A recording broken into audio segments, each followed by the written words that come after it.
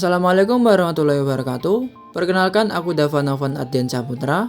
NIMku 250523621601. Offeringku P3. Di sini aku akan menjelaskan tentang materi motion in one dimension untuk memenuhi tugas proyek fisika dasarku.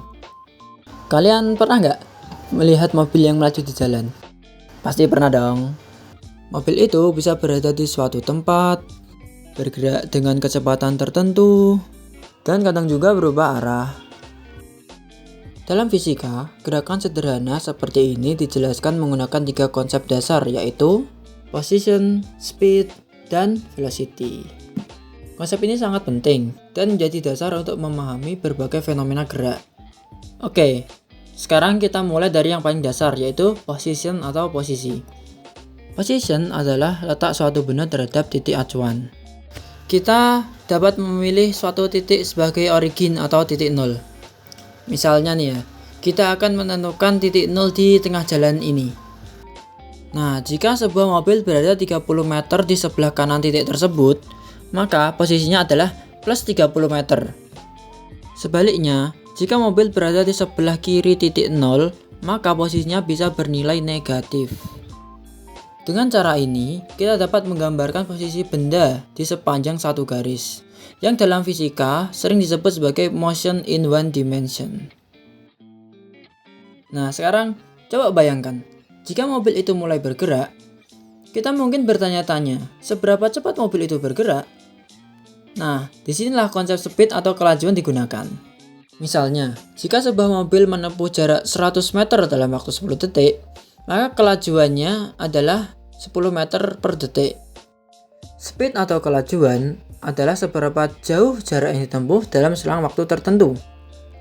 Dan yang perlu diingat adalah speed atau kelajuan hanya memperhatikan besar gerakan tanpa memperhatikan arah. Maka dari itu, speed selalu bernilai positif. Namun dalam fisika, arah gerakannya juga sangat penting. Untuk itulah digunakan konsep velocity atau kecepatan. Velocity ini mirip sekali dengan speed ya teman-teman. Tetapi bedanya, velocity itu memiliki arah gerakan.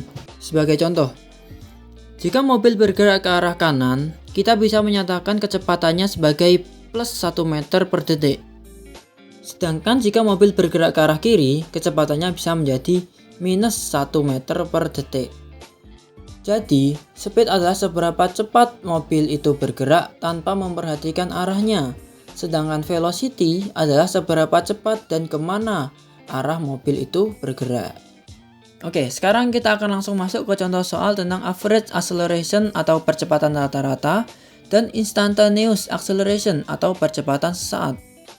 Pada soal ini, diberikan persamaan kecepatan suatu partikel yang bergerak di sepanjang sumbu X, yaitu Vx sama dengan 40 min 5t kuadrat, di mana kecepatan dinyatakan dalam meter per detik dan waktu dinyatakan dalam detik.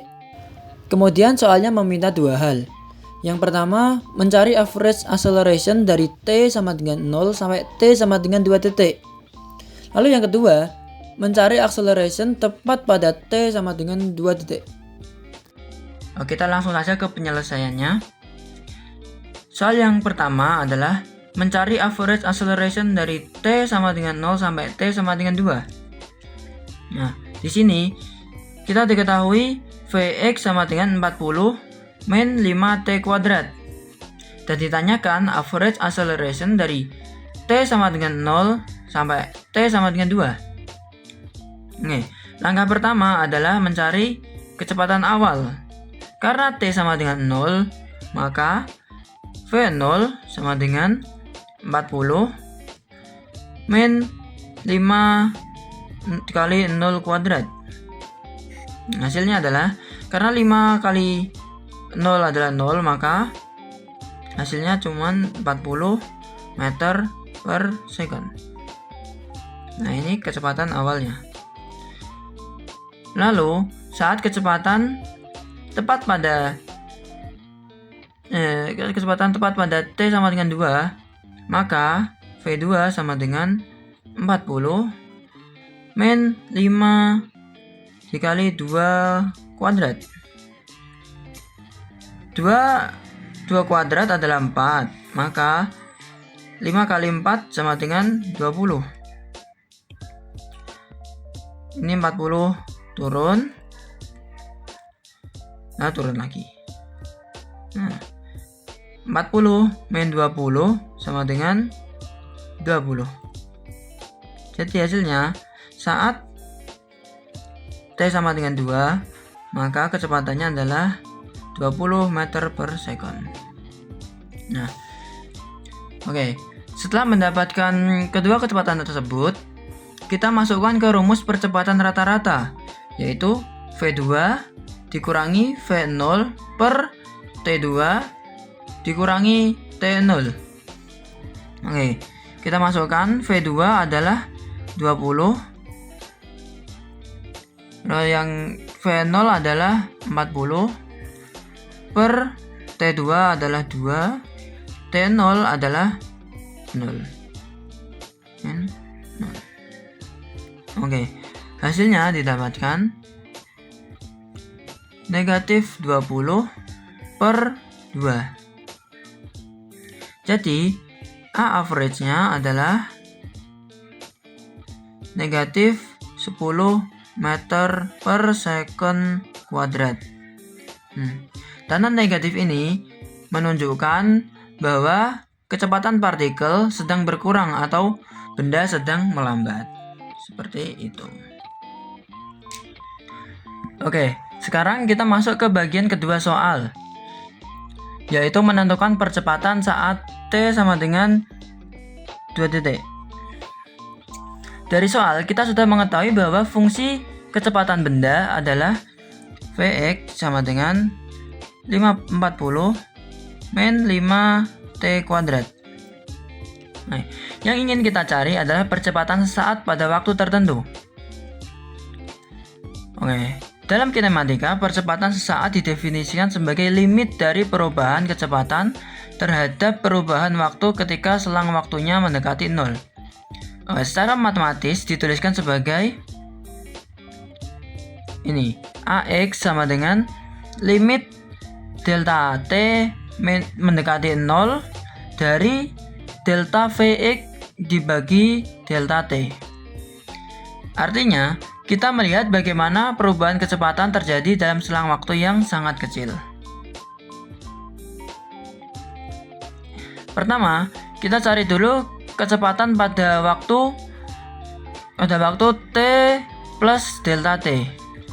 Karena fungsi kecepatannya adalah ini, maka pada waktu T plus delta T kecepatannya menjadi Vx T plus delta T sama dengan 40 min 5 dikali T plus delta T kuadrat. Selanjutnya kita hitung perubahan kecepatan, yaitu delta Vx sama dengan Vx dikali T plus delta T minus Vx dikali T. Setelah disederhanakan, maka hasilnya adalah delta Vx sama dengan min 10 T dikali delta T min 5 dikali delta T kuadrat. Sekarang kita bagi ini dibagi dengan delta T. Maka kita akan mencoret ini dan satu dari ini. Maka hasilnya menjadi delta Vx sama dengan min 10 T min 5 delta T. Sip. Karena kita mengambil limit ketika ini delta T mendekati 0, maka suku yang mengandung delta T akan menghilang karena dikali dengan 0. Nah, sehingga kita akan memperoleh AX sama dengan min 10 T. Maaf, ini kurang T. Nah, terakhir kita substitusikan T sama dengan 2 ini ke ini, AX sama dengan min 10 T. Maka percepatannya adalah sama dengan min 10 dikali 2 sama dengan min 20 meter per detik kuadrat. Nah, nilai negatif ini menunjukkan bahwa benda sedang mengalami perlambatan pada saat tersebut. Oke. Sekarang kita masuk ke contoh soal pada materi kinematic equation derived from calculus. Pada soal ini, sebuah pesawat jet mendarat di kapal induk dengan kecepatan awal 63 meter per detik. Kemudian yang diminta adalah 1. Percepatan pesawat, 2. Posisi akhirnya jika posisi awal adalah 0. Yang pertama adalah kita disuruh untuk mencari percepatan pesawat. Nah, karena pesawat berhenti, maka kecepatan akhirnya adalah 0. Jadi diketahui V0 ini adalah kecepatan awal. Kecepatan awalnya adalah 63 meter per second. Nah, kecepatan akhirnya 0 meter per second. Dan waktunya T sama dengan 2. Untuk mencari percepatan, kita gunakan persamaan kinematika A sama dengan V2 min V0 per T. Nah, lalu kita substitusikan nilainya menjadi V2 berarti 0 dikurangi 63 per 2. Maka hasilnya adalah negatif 31,5 meter per second kuadrat. Atau jika kita bulatkan adalah sekitar negatif 32 meter per second kuadrat. Tanda negatif di sini menunjukkan bahwa pesawat mengalami perlambatan saat ditahan oleh kabel. Oke, sekarang kita lanjut ke pertanyaan yang kedua. Menentukan posisi akhir. Sekarang kita ingin mengetahui jarak yang ditempuh pesawat sampai berhenti.